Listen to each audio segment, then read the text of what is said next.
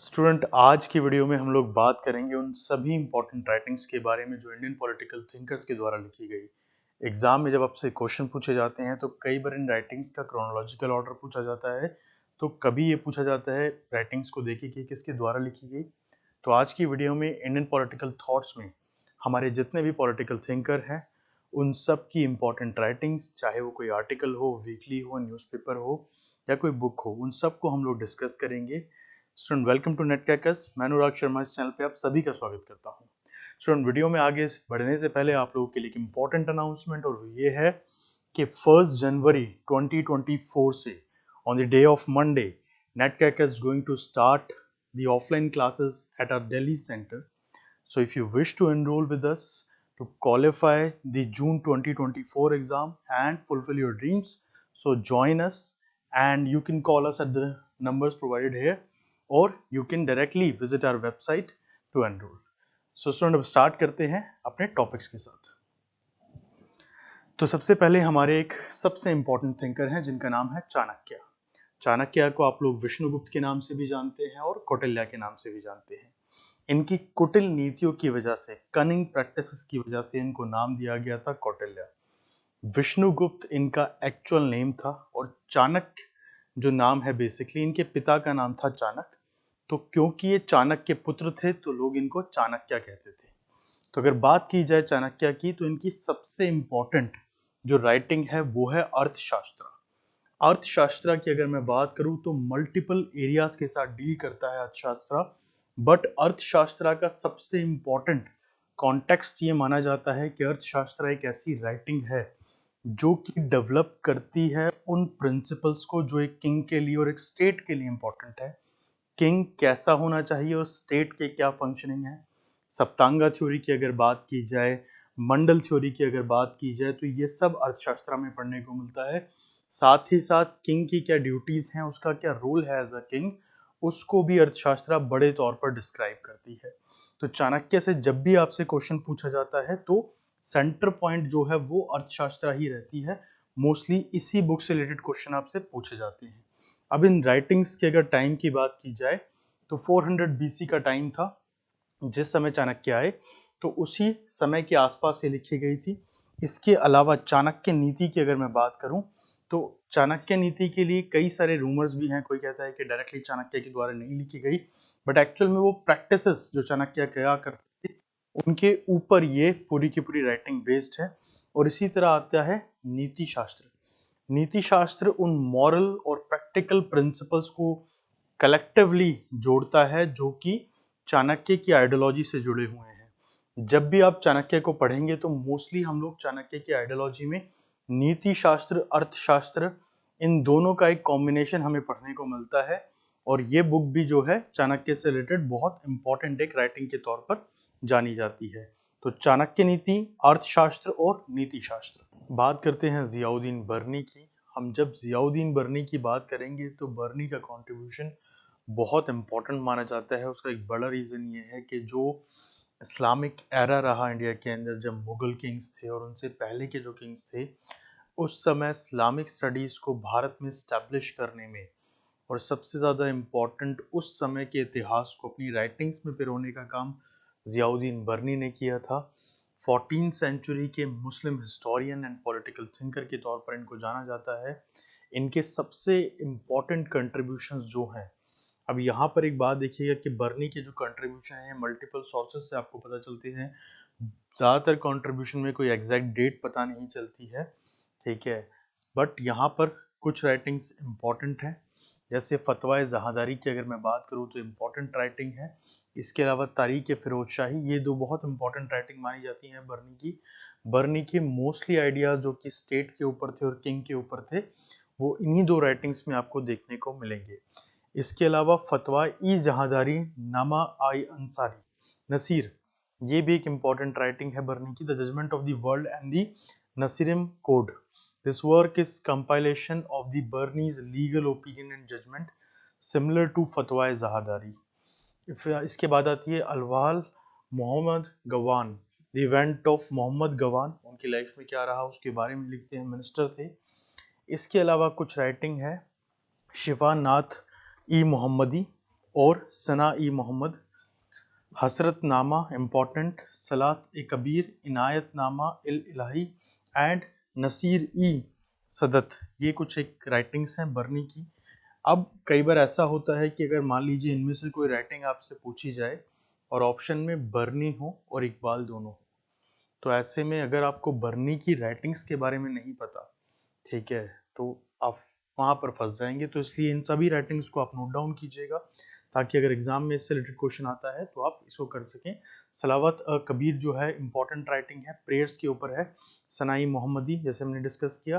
तारीक बरमाकी, इनायत नामा ई इलाही, book of gifts, Nasir सदत, फतवा ई दीनदारी, इसके अलावा लुबातुल तारीख। ये कुछ ऐसी राइटिंग हैं जो बर्नी से रिलेटेड है।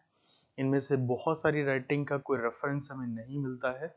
फॉर एग्जांपल अगर आप इंटरनेट पे डायरेक्टली सर्च करें तो, बट अगर हम किताबों को पढ़ते हैं जो बर्नी के ऊपर लिखी गई है, तो वहाँ पर इन राइटिंग्स का जिक्र हमें देखने को मिलता है। इसके बाद आते हैं कबीर के ऊपर। ऑल दो ये कहा जाता है कि कबीर पढ़े लिखे नहीं थे, तो ये कहना कि उनके द्वारा कुछ लिखा गया क्योंकि उनको लिखना पढ़ना नहीं आता था, it is not possible. But उनके द्वारा कहे गए जो बातें थी उनको पिरोया गया। बीजक इम्पॉर्टेंट है, collection of Kabir versus that provide insight into the philosophy and spiritual teaching. अब बीजक जो था बेसिकली कंपाइलेशन वर्क था। ये कुछ कुछ आपको, जब हम वेस्टर्न पॉलिटिकल थॉट को डिस्कस करेंगे अगली क्लास में, वहाँ पे वेस्टर्न थिंकर्स की राइटिंग को डिस्कस करेंगे, तो कन्फ्यूशियस के साथ भी ये है, उनकी लिखी हुई कोई डायरेक्ट राइटिंग नहीं आती। कबीर ग्रंथावली इम्पॉर्टेंट है। अनुराग सागर इम्पॉर्टेंट है। शक्शी इम्पॉर्टेंट है। इसके अलावा पदावली, ये कुछ ऐसी राइटिंग्स हैं जो कबीर से जुड़ी हुई हैं। इनके कंपाइलेशन है या इनकी बातों को ही पिरो के इनको लिखा गया है। इसके अलावा अब अगले थिंकर हैं हमारे पंडिता रामाबाई हैं। पंडिता रामाबाई से जुड़ी हुई राइटिंग्स को डिस्कस कर लेते हैं। स्त्री धर्म नीति 1882 में आई। The high caste Hindu woman 1887 में। मुक्ति प्रकाश 1889 में। सबसे पहले स्त्री धर्म नीति के बारे में समझ लेते हैं। This book examines the duty and the right of women in Indian society and discuss various aspects of women's education, marriage and social status। हमने पंडिता रामाबाई पे जो पहले वीडियो बना रखी है, इस वीडियो के लिंक में आपको सभी इंडियन पॉलिटिकल थिंकर्स की जो वीडियो अवेलेबल है चैनल पे वो दिख जाएंगी। जब आप उन वीडियोस के गो थ्रू होंगे तो मैंने उनकी राइटिंग्स को भी वहाँ डिस्कस किया है, आप उनको भी जरूर से देखिए। The high caste Hindu woman 1887 में आई। Ramabai provide critical analysis of the social and cultural restriction imposed on women in Orthodox Hindu society। Mukti Prasad Prakash, The Light of Salvation। This work explore the teaching of Christianity and their potential to empower women, uplift society। अब रामाबाई पे ये आरोप तो उस समय बहुत लगते थे कि ये क्रिश्चियनिटी को प्रमोट करती हैं, बट अगर आप इन राइटिंग्स को पढ़ेंगे तो इनका पर्पस एक्चुअली वुमेन राइट्स के ऊपर ही ज़्यादा फोकस करना है। क्रिश्चियनिटी के अंदर वो किस तरह से हैं और हिंदू सोसाइटी के में वो किस तरीके से हैं।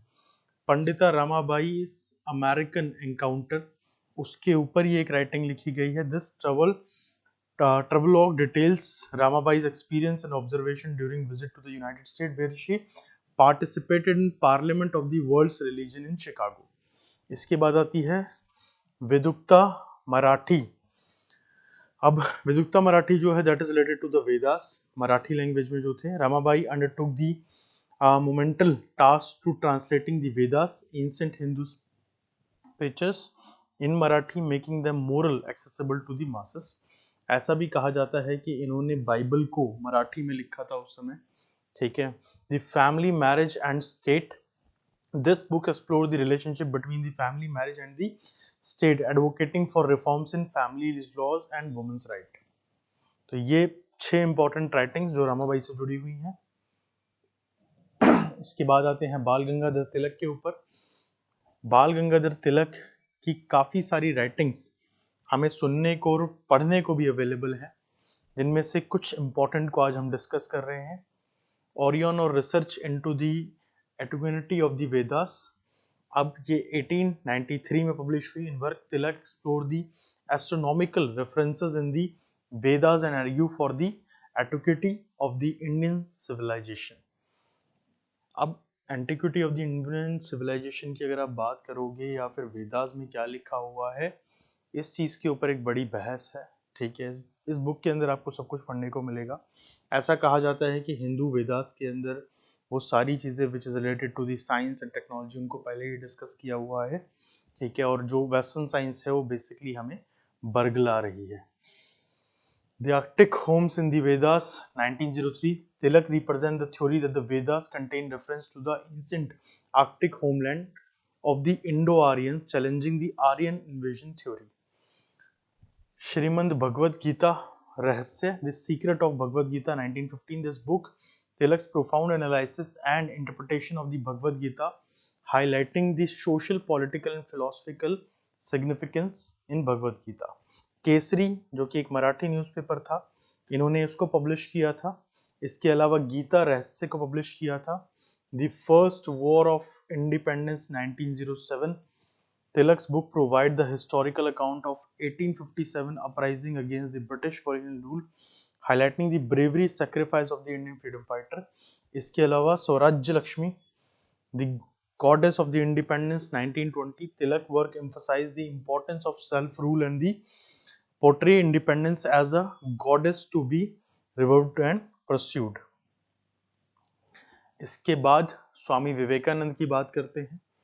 स्वामी विवेकानंद तो एजुकेशन की फील्ड में हमेशा से ही हमारे लिए सबसे इम्पोर्टेंट फिगर रहे हैं। कर्म योग 1896 के अंदर आया, राजयोग 1896 के अंदर, lecture from the Colombo to Almora 1897, Bhakti Yoga 1899, inspired talks 1901, Jnana Yoga 1902, my master 1901, practical Vedanta 1902।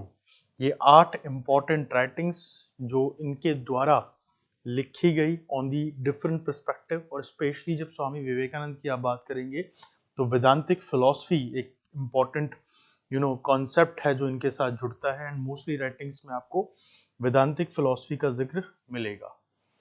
Rabindranath Tagore के ऊपर आते हैं। रविंद्रनाथ टैगोर की भी important writings, although Rabindranath Tagore की बहुत सारी राइटिंग्स इम्पोर्टेंट है। गीतांजलि इनकी राइटिंग जिसके लिए इनको नोबेल दिया गया था लिटरेचर में। ठीक है, बगान हृदय the broken heart 1982, Tagore's first published collection of poems which dwells into the themes of love, longing and melancholy. Sonar Tari, The Golden Boat 1894, Gitanjali 1910, Gare Behar, The Home and the World, Chitra 1914, Shehshar Kobita, The Last Poem, Ghor 1910, Joga Jog, Contact 1929, Rakta Karabi, red oleanders 1926। ये कुछ important writing जो कि जुड़ी हुई हैं रविंद्रनाथ टैगोर से। Mostly इनके अंदर अगर आप देखेंगे तो फोकस ज़्यादा गीतांजलि के ऊपर ही होता है, बिकॉज गीतांजलि का कॉन्टेक्स्ट सबसे इम्पॉर्टेंट माना जाता है इनकी इम्पॉर्टेंट राइटिंग के तौर पर। इसके बाद आते हैं मोहनदास करमचंद गांधी जी के ऊपर। गांधी जी की तो बहुत सारी राइटिंग है, इवन देर आर ट्रांसलेशंस जो कि गांधी जी के साथ हमें देखने को मिलती हैं। हिंदू स्वराज और Indian home rule 1909, book that discuss Gandhi's vision for the India self rule and the critics of modern civilisation. Indian opinion 1903 से 1914, newspaper founded by Gandhi ji in South Africa that focused on the rights of Indians and the struggle against the racial discrimination.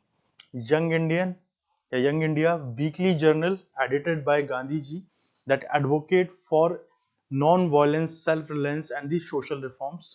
नवजीवन 1919 से 1933 तक, Gujarati weekly newspaper था ये एक।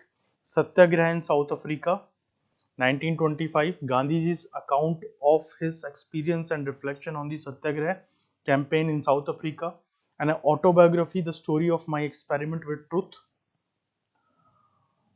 1927, Constructive Program meaning and place, 1941, a completion of the Gandhi's article and speeches outlining his vision for the constructive social and economic changes. Harijan, 1933 से 1948, weekly newspaper founded by Gandhi ji. इसके अलावा the mind of Mahatma Gandhi 1967, एक collection of Gandhi ji's writing on a various subject including religion, political and education and non violence. इसके अलावा एक important point जुड़ जाता है, M K Gandhi publish a translation of Plato's apology in Gujarati as एक सत्यवीर की कथा. ये इंपॉर्टेंट पॉइंट है, ये क्वेश्चन पहले कई बार पूछा जा चुका है एंड अगेन पूछने के चांसेस रहते हैं. सत्यवीर की कथा जो एपोलॉजी थी, बेसिकली प्लेटो की एक राइटिंग जो कि उन्होंने सोक्रेटिस के ऊपर जो ट्रायल चला था जिसमें उनको सजाए मौत दी गई थी, उसके ऊपर ये राइटिंग लिखी गई थी. अब आते हैं श्री अरबिंदो के ऊपर. आर्या 1914 से 1921. अब श्री अरबिंदो को जब आप पढ़ेंगे तो 1910 से पहले इनका पॉलिटिकल करियर एक्टिव था, बट 1910 के बाद इन्होंने संन्यास लेके अध्यात्म की राह पर ये चले गए थे. आर्या 1914-21 के बीच में लिखी गई.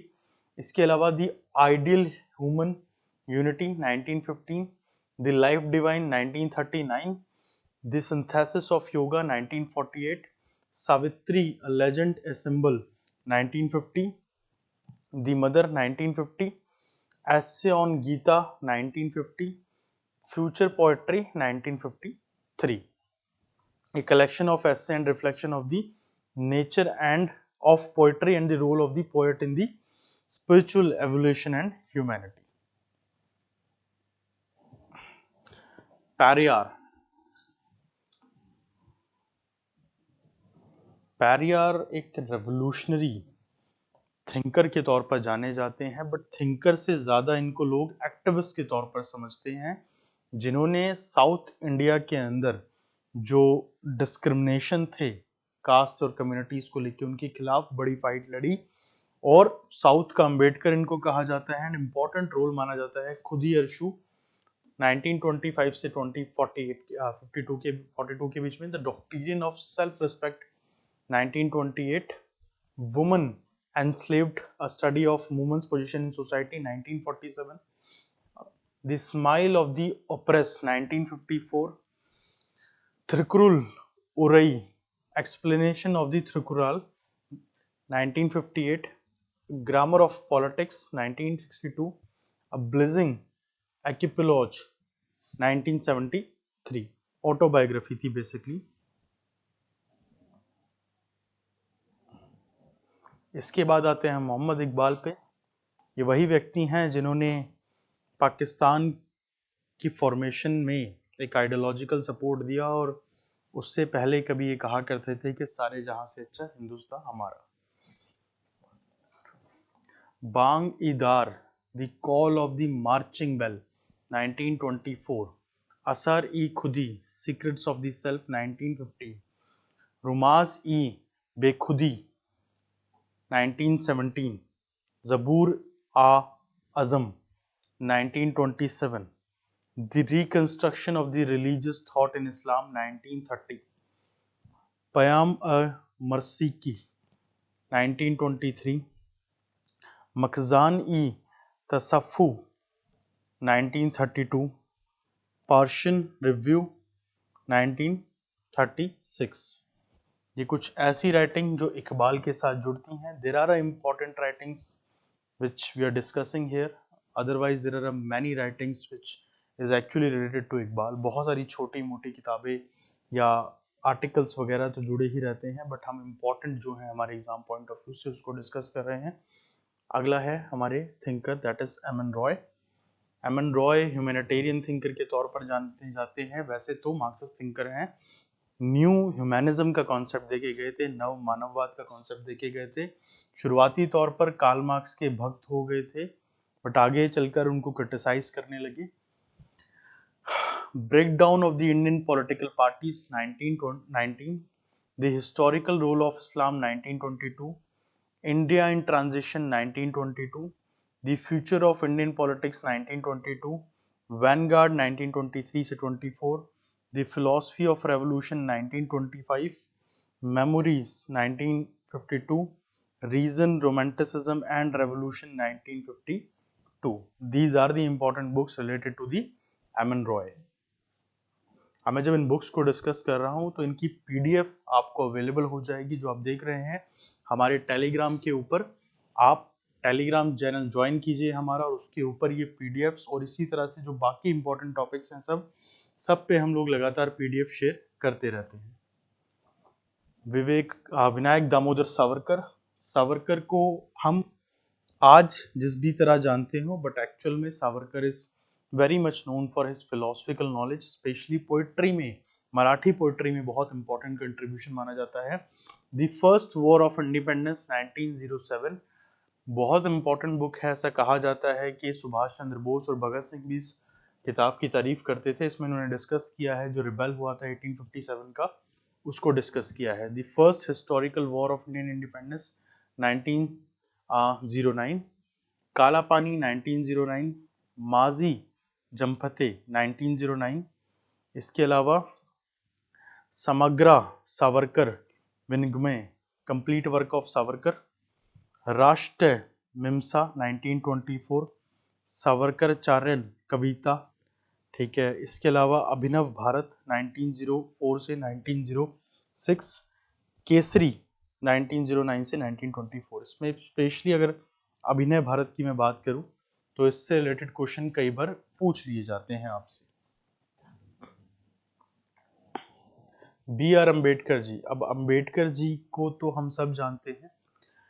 अम्बेडकर जी के जो कंट्रीब्यूशन है that is actually very huge, specially उनकी राइटिंग्स के द्वारा।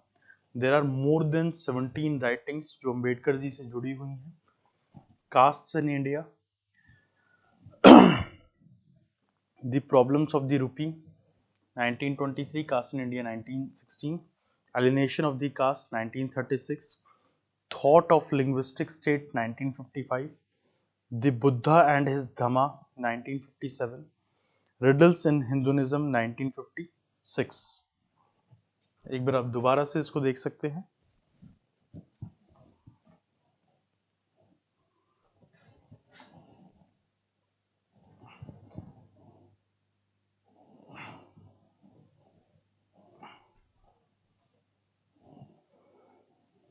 पाकिस्तान और the partition of India 1940, caste in India, Mook Nayak जो कि बेसिकली एक न्यूज़पेपर था इनका, 1920 से 21 के बीच में पब्लिश हुआ। The alienation of the caste हमने अभी इसको पीछे डिस्कस किया।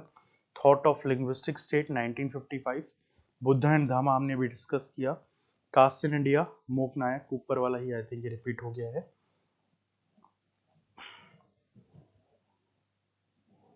बहिष्कारित भारत इम्पॉर्टेंट माना जाता है इनकी राइटिंग्स के अंदर। 1927 से 1929 के बीच में ये एक न्यूज़पेपर था बेसिकली। उसके अलावा जनता द पीपल 1930 से लेके 56, a weekly newspaper founded by B R Ambedkar. State and minorities, okay, भी इसको डिस्कस किया था पीछे। The Hindu code bill 1951। इसके अलावा waiting for visa 1955, Buddha and the future of his religion 1956, doctor Baba Saheb Ambedkar writing and speeches 90, ये बेसिकली एक कंपाइलेशन है। प्रबुद्ध भारत, अवेकन इंडिया 1957 से monthly magazine launch by B R Ambedkar which focus on the social and political issues. So these are the important writing related to B R Ambedkar. अब इसके बाद आते हैं जवाहरलाल नेहरू जी की तरफ। The discovery of India 1946 important है। Glimpses of the world history 1934, letter from a father to his daughter 1946, basically Indira Gandhi को letter लिखे थे। Autobiography 1936, the unity of India 1941, toward freedom 1941 से 46, the freedom struggle 1961, selected work of Jawaharlal Nehru 1972 से 79 के बीच में publish हुए, although इनकी डेथ 64 में हो गई थी। So these are the important writing related to Jawaharlal Nehru. हमारे अगले थिंकर हैं Ram Manohar Lohia ji. The wheel of history 1939, socialism in India 1953, guilty man of India's partition 1954, towards a casteless society 1964, one socialist democracy 1964, creative dissent analysis of contemporary Indian society 1966. These are the important book related to Ram Manohar Lohia. इनके बाद आते हैं जयप्रकाश नारायण की तरफ. बहुत important role during the time of emergency Jayaprakash Narayan का रहा. Gandhi and anarchy 1942, reconstruction of Indian polity 1945, why socialism बहुत important writing 1955, prison diary 1975, revolutionary Gandhi 1979, the search for alternative 1986. एक समय था जब इंदिरा गांधी से बहुत ज़्यादा टक्कर इन्होंने ली थी और इन्हीं के एक तरह से आंदोलनों से जुड़कर बहुत सी पॉलिटिकल पार्टी आगे स्टार्ट हुई और बहुत से राजनेता हमारे सामने आए, जिनमें आपने मुलायम सिंह यादव को देखा, लालू प्रसाद यादव को देखा. इसके अलावा आप उस समय अगर देखेंगे कि जॉर्ज फर्नांडिस वगैरह सब उस थॉट प्रोसेस, उस स्टूडेंट आंदोलन से जुड़े रहे थे.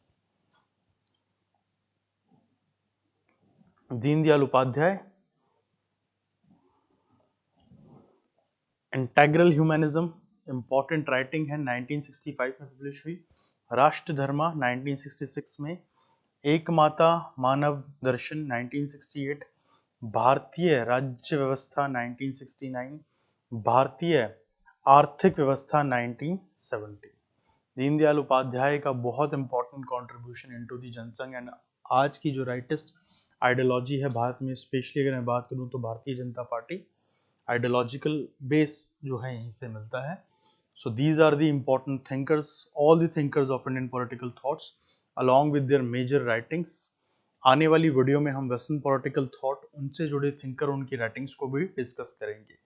इस लेक्चर की पीडीएफ आपको हमारे टेलीग्राम चैनल पर मिल जाएगी, जहां से इस पीडीएफ को आप पढ़ सकते हैं और इम्पॉर्टेंट चीज़ों को नोट डाउन कर सकते हैं. चैनल के साथ जुड़े रहिए. Thank you so much.